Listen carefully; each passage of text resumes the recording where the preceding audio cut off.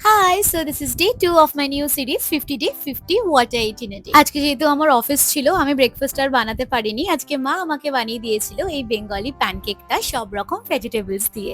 আর আজকে লাঞ্চে আমাদের বাড়িতে হচ্ছিল বাটা মাছ আর হয়েছিল ভেন্ডির একটা তরকারি। আর গরমকালে না আম দিয়ে বাটা মাছ খেতে আমার দারুণ লাগে। তো ভালো করে নিলাম লাঞ্চটা। তারপরে আসলো আমার একটা পার্সেল। এটা আমি অর্ডার করেছিলাম গো দেশি থেকে, দেশি পপস জামুন ফ্লেভারের। রিসেন্টলি জামুন ফ্লেভারটা আমার ভীষণই ভালো লাগে। এটা খেতে না একদম চটপটা ছিল, খুব ভালো লেগেছে। তারপরে ইভিনিং এ বাবা নিয়ে এসেছিল আলুর চপ আর বাড়িতে ছিল এই চিড়ে ভাজাটা। তো আমি বাবা মা মিলে চিড়ে ভাজা আর আলুর চপ খেলাম গল্প করতে করতে।